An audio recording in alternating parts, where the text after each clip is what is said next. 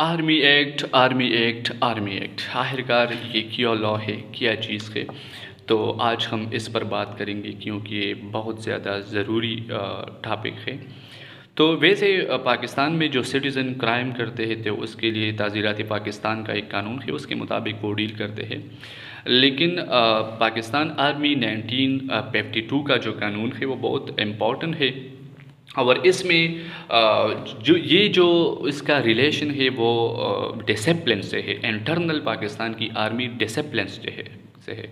और इसमें जो सर्विंग ऑफिसर्स है और रिटायर ऑफिसर जो है वो इसके परव्यू में आते हैं, उसके दायरे इख्तियार में आते हैं।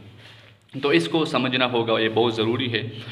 तो इसमें तमाम तर जो डिसिप्लिन है पाकिस्तान आर्मी के अंदर उससे रिलेटेड है। लेकिन इसमें जो सेक्शन 2 है और क्लास डी और फिर क्लास डी और फिर क्लास डी, ये जो है ये बहुत इम्पोर्टेंट है इस हवाले से कि इसको समझना होगा कि कब सिविलियन इसके दायरे इख्तियार में आते हैं।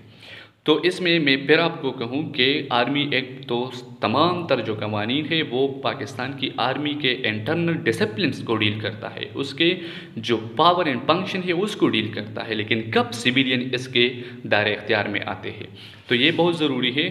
तो वो सेक्शन 2 और जो क्लास डी है तो वो तब आता है कि जब कोई सिविलियन पब्लिक प्रॉपर्टी को, पब्लिक बिल्डिंग को, व्हीकल्स को इसको डैमेज कर देते हैं तो फिर सिविलियन जो है वो भी इसके मुताबिक डील हो सकते हैं। तो ये बहुत ज़रूरी बात है कि हम इसको समझे कि सिविलियन तो एक्चुअली पार्ट नहीं है, लेकिन सेक्शन 2 जो आर्मी एक्ट 1952 में है फिर सिटीज़न उसके दायरे इख्तियार इसके ज्यूरिसडिक्शन में आते हैं। और ये अभी जो पाकिस्तान में हुआ, जो नेशनल सिक्योरिटी काउंसिल का इजलास हुआ, फिर कोर कमांडर मीटिंग हुई, तो इसमें जो 9 मई के जो वाक़यात थे उससे रिलेटेड जो है इस बातों पर तवज्जो दी गई।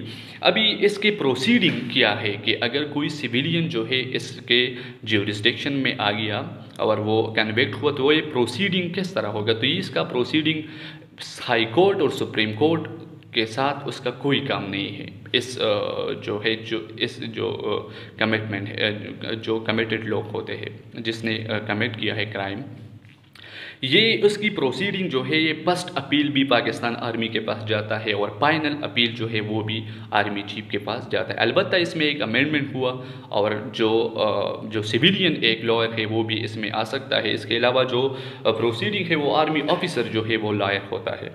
लेकिन अभी एक बात है कि कब सुप्रीम कोर्ट ऑफ पाकिस्तान और हाई कोर्ट ऑफ पाकिस्तान इस पर जुडिशल रिव्यू ले सकता है।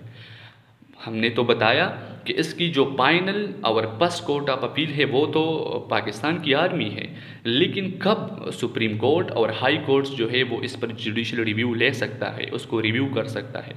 तो वो सुप्रीम कोर्ट और हाई कोर्ट तब इस पर रिव्यू ले सकता है, इस पर इंटरफेरेंस करता है जब वो आर्मी के दायरे इख्तियार से बाहर कोई काम वो करे। फॉर एग्ज़ाम्पल वो जो है जो उसका काम नहीं है और इसके जो सिविलियन लॉयर है, इसके अलावा जो विदाउट ज्यूरिसडिक्शन है, जो आर्मी एक्ट के ज्यूरिसडिक्शन में जो काम जो एक्ट है वो नहीं आता और उसने किया तो फिर सुप्रीम कोर्ट और हाई कोर्ट इस पर जुडिशियल रिव्यू ले सकते हैं। तो ये आजकल बहुत मशहूर है कि हम किस तरह इसको जो है समझे। तो ये बहुत शार्ट अल्फाज में मैंने समझाया कि आर्मी एक्ट 1952 जो है वो इंटरनल डिसिप्लिन्स और इसके हवाले से है। Thank you so much.